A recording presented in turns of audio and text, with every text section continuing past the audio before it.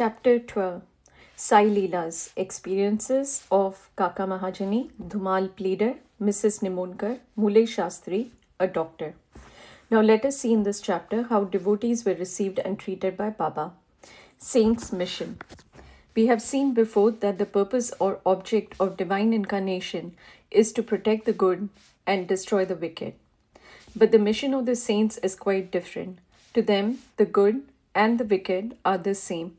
First, they draw the evildoers and set them on the right path. They are the Agasti to destroy the Bhavsagar, that is the ocean of worldly existence, or the sun to destroy the darkness of ignorance. The God dwells in the saints. In fact, they are not different from him. Our Sai is one of these who is incarnated for the welfare of the devotees. Supreme in knowledge and surrounded with divine aura, he loved all beings equally. He was unattached. Foes and friends, kings and paupers, all were same to him. Hear his Leelas. For the sake of devotees, he gave his stock of merits and was ever alert to help them. But the devotees could never approach him unless he meant to receive them.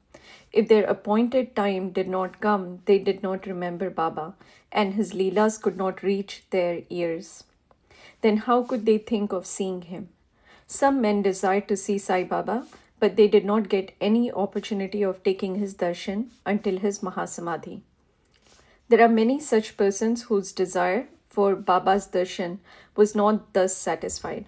If these persons, believing in him, listen to his Leelas, their quest for darshan will be, to a great extent, satisfied by the Leelas.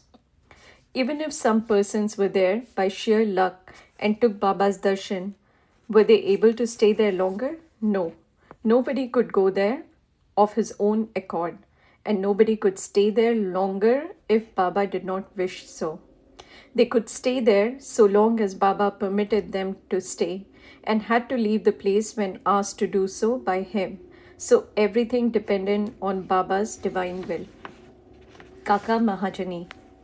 Once Kaka Mahajani went to Shirdi from Mumbai. He wanted to stay there for 1 week and enjoy the Gokulashtami festival. As soon as he took Baba's darshan, Baba asked him, "When are you returning home?" He was rather surprised at this question, but he had to give an answer. He said that he would go home when he ordered him to do so. Then Baba said, "Go tomorrow." Baba's word was law and had to be obeyed. Kaka Mahajani therefore left Shirdi immediately.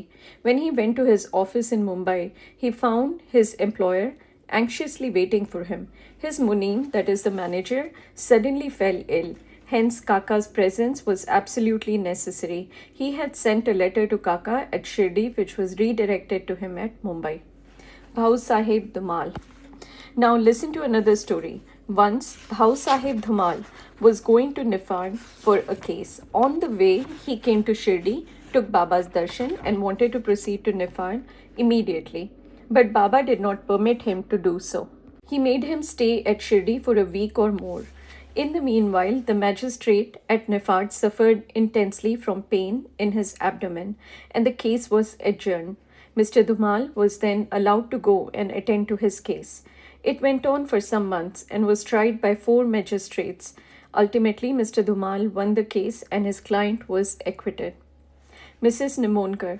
Mr. Nana Sahib Nimonkar, Vatandar of Nimon, an honorary magistrate, was staying at Shirdi with his wife. Mr. and Mrs. Nimonkar were spending most of their time in the masjid with Baba and serving him. It so happened that their son fell ill at Belapur, and the mother decided, with Baba's consent, to go to Belapur and see her son and other relatives and stay there for a few days.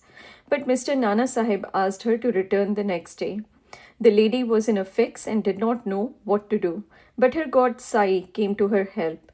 While leaving Shirdi, she went to Baba, who was standing in front of Sathe's Wada with Mr. Nana Sahib and others, and prostrated at his feet and asked his permission to go. Baba said to her, Go quickly, be calm and unperturbed. Stay comfortably at Belapur for 4 days, see all your relatives and then return to Shirdi." How opportune were Baba's words. Mr. Nana Sahib's proposal was overruled by Baba's decree. Mule Shastri of Nasik. an orthodox Agnihotri Brahmin of Nasik, Mule Shastri, who had studied the 6 Shastras and was well versed in astrology and palmistry, once came to Shirdi to see Mr. Bapu Sahib Bhuti, the famous millionaire of Nagpur.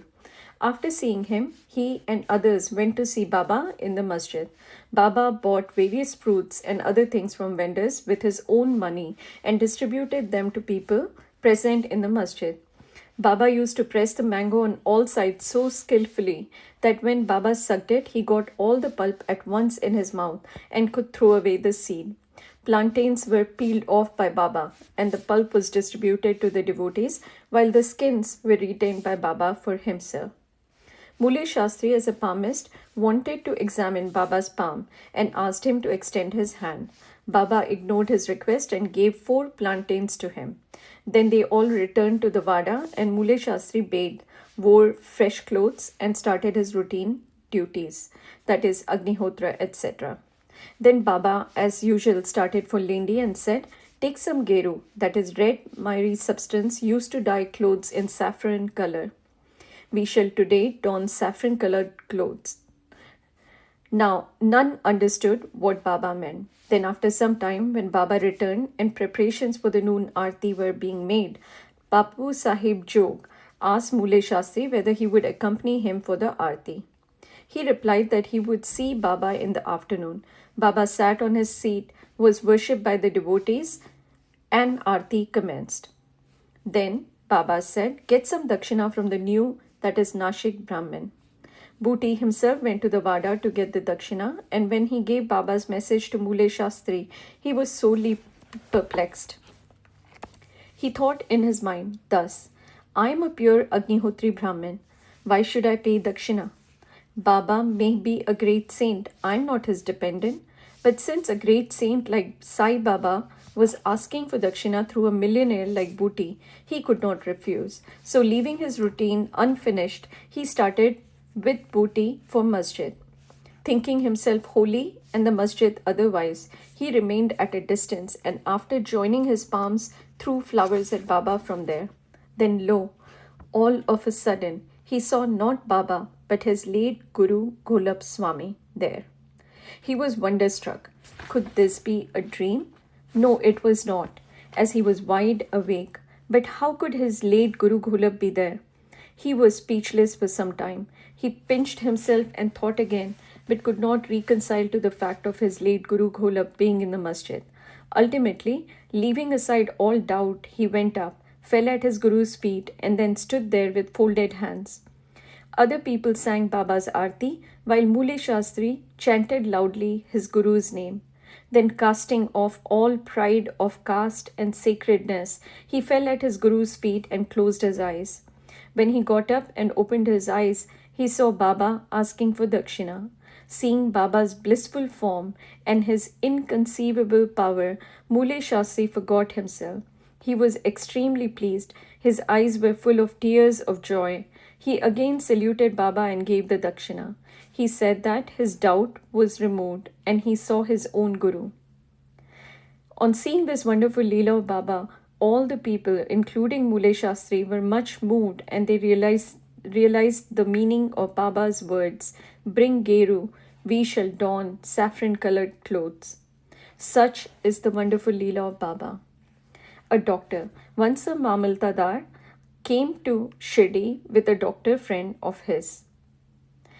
The doctor said that his deity was Ram and that he would not bow before a Mohammedan, and so he was unwilling to go to Shirdi. The Mamaldar replied that nobody would press him to bow down, so he should come and give the pleasure of his company. Accordingly, they reached Shirdi and went to the masjid for Baba's darshan. All were wonderstruck to see the doctor going ahead and saluting Baba. They asked him how he forgot his resolve and bowed down to a Mussalman. Then the doctor replied that he saw his beloved deity Ram on the seat, and he therefore prostrated himself before him. Then, as he was saying this, he again saw Sai Baba there. Being dismayed, he again said, "Is this a dream? How could he be a Mohammedan?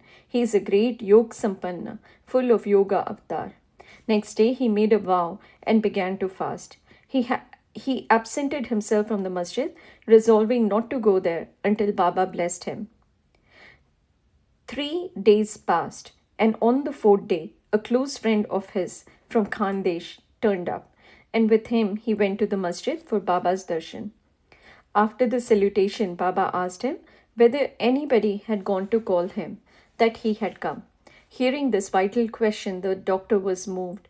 The same night he was blessed by Baba and he experienced bliss supreme in his sleep. Then he left for his town, where he remained in the same state for a fortnight. Thus, his devotion for Sai Baba increased manyfold. The moral of all the stories mentioned above, especially that of Mule Shastri, is that we should have firm faith in our Guru and none else. More Leelas of Sai Baba will be described in the next chapter. Bow to Shri Sai, peace be to all.